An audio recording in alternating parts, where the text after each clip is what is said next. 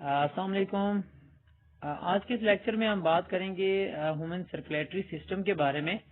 और lecture start करने से पहले अगर आप मेरे इस यूट्यूब चैनल पे फर्स्ट टाइम विजिट कर रहे हैं तो मेरे इस चैनल को सब्सक्राइब कीजिए और बेल आइकन प्रेस कीजिए ताकि हर वीडियो का नोटिफिकेशन आपको मिल सके।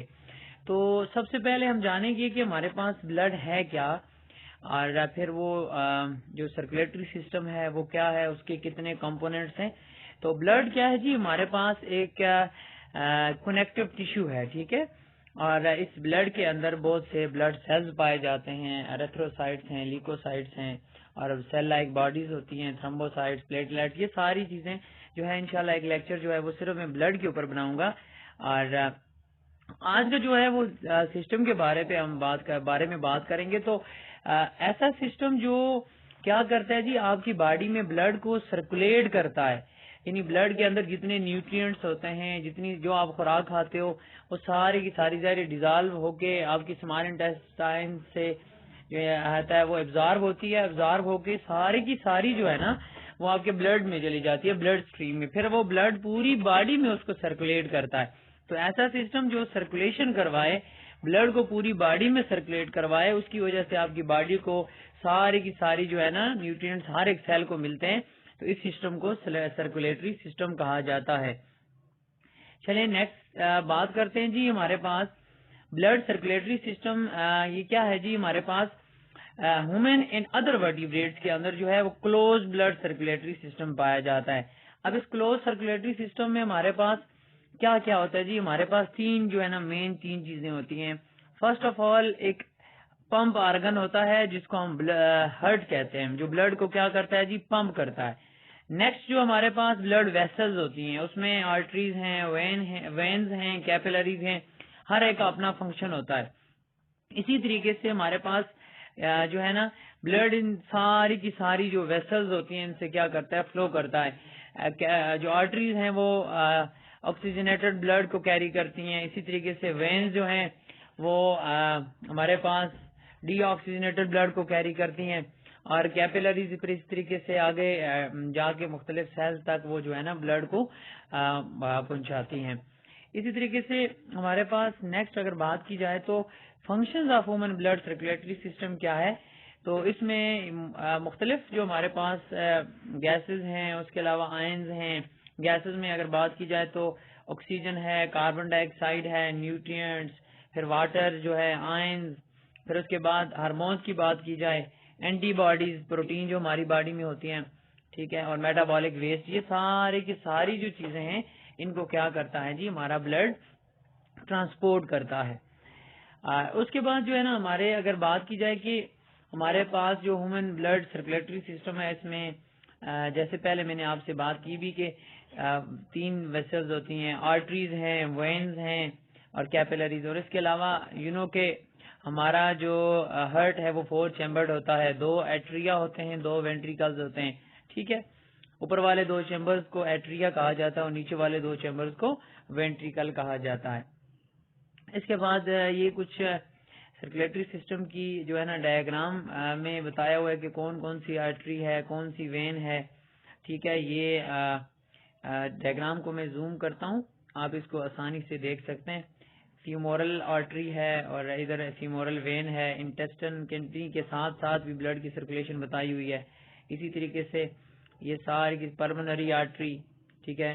पल्मोनरी आर्टरी वो आर्टरी होती है जो आपके लंग्स की तरफ डीऑक्सीजनेटेड ब्लड को लेकर जाती है, और पल्मोनरी वेन वो होती है जो वापस ब्लड को जो है वापस ऑक्सीजनेटेड ब्लड को वापस लेकर आती है आपके हार्ट की तरफ।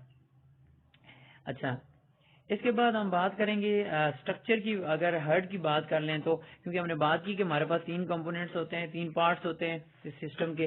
तो हार्ट क्या है जी, ये हमारे पास इसके ऊपर एक मस्कुलर आर्गन है, एक आर्गन होता है जो पंप करता है ब्लड को, ठीक है। इसके ऊपर एक लेयर होती है, the layer is known as epicardium, ठीक है। और इसके अलावा मायोकार्डियम क्या, contraction of the myocardium pump blood through the circulatory system. फिर इंडोकार्डियम, ये हमारे पास इसके अंदर मुख्तलिफ किस्म की लेयर्स आ जाती हैं। तो वेल्स की बात की जाए तो हमारे पास 2 एट्रियो वेंट्रिकुलर वेल्स होते हैं, यानी ट्राइकैस्पिड एंड बाइकैस्पिड। ये ट्राइकैस्पिड 3 वेल्व नहीं है बल्कि वेल्व एक है, बाइकैस्पिड 2 नहीं है बल्कि एक है। ये इनके अंदर 3 फ्लैप्स होते हैं, that's why called try and 2 हों तो बाय। फिर इस तरीके से सेमील्यूनर वैल्व की बात की जाए तो पल्मोनरी और एओर्टिक, यानी पल्मोनरी आर्टरी के अंदर एक होता है और एओर्टा के अंदर होता है। इसी तरीके से flaps of connective tissues called valves. अगर आपसे कोई पूछे वेल्व की डेफिनेशन करें तो इसकी डेफिनेशन बनती है फ्लैप्स ऑफ कनेक्टिव टिश्यू होते हैं और लोकेटेड होते हैं आर्टरिया में, वेंट्रिकल्स में। ठीक है, देखिए वेल्व का काम क्या होता है, ब्लड की एक साइड पे यानी आगे मूव कर रहा है तो वापस वो क्लोज हो जाएगा ताकि बैक इसकी फ्लो वापस पीछे ना आए।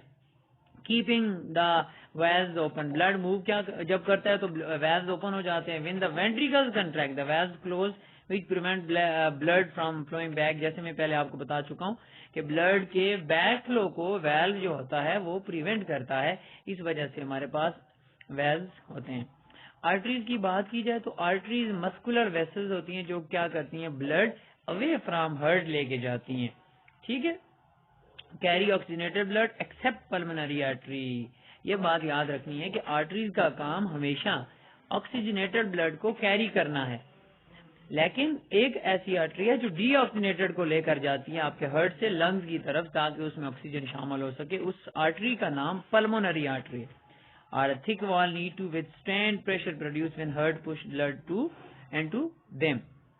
कैपिलरीज की बात की जाए तो इसके अंदर हमारे पास क्या होता है जी, जितने भी हमारे पास न्यूट्रिएंट्स हैं, आयंस हैं, वाटर, ऑक्सीजन, ये सारी की सारी चीजें जो है ना इन कैपिलरीज के जरिए आगे जाके सेल में डिफ्यूज हो जाती हैं। और इसके अंदर इंटरलॉकिंग सेल्स होते हैं, 1 सेल थिक। ठीक है, और मटेरियल लीव कैपिलरीज क्या किस किस मैकेनिज्म से होता है जी, डिफ्यूजन प्रोसेस से, हाइड्रोस्टेटिक प्रेशर से और पिनोसाइटोसिस प्रोसेस के जरिए इससे मटेरियल जो होता है वो आगे निकल जाता है। आर्टरीज और कैपिलरीज को इस डायग्राम में दिखाया हुआ है, तो ये इसको भी मैं थोड़ा जूम करता हूँ तो आप इसको देख सकते हैं। ये जो हमारे पास this is arteriole and these are the capillaries. ठीक है, कैपिलरीज बहुत थिन होती हैं, बहुत पतली पतली सी होती हैं और इनकी वॉल्स जो होती हैं वो पोरस होती हैं। अच्छा, नेक्स्ट बात करें तो ये डायग्राम में जो आपको नजर आ रहा है ये कैपिलरी की स्ट्रक्चर है। तो इसको आप पोरस, जैसे मैंने अभी बात की, आप इसको आराम से देख सकते हैं। और इसके नेक्स्ट स्लाइड में हमारे पास आ जाता है वेन्स। क्या है जी, वेन्स हमारे पास ये blood receive blood from the capillaries, low oxygenated blood इसके अंदर होता है और वेन्स हमेशा डीऑक्सीजनेटेड कैरी करती हैं एक्सेप्ट पल्मोनरी वेन। ये थिन वॉल्ड होती हैं और फ्लैटेंड होती हैं। और body surface than arteries, blood pressure इसके अंदर लो होता है देन द आर्टरीज। और मूवमेंट थ्रू वेन्स क्या होता है जी, one way flap like valves allow blood to move in one direction और some smooth massage around larger veins that contract and move blood. Limbs and breathing movements literally massages veins. हाँ, ये मैं already पहले discuss कर चुका हूँ। और ये था हमारा जो है सर्कुलेशन थ्रू ह्यूमन हार्ट, इन सबसे पहले ब्लड किस में आता है, फिर कौन सी आर्टरी लेके जाती है, लंग्स की तरफ कौन लेके जाता है और वापस कौन लेके आता है, ये सारे के सारा जो है ना ये इस डायग्राम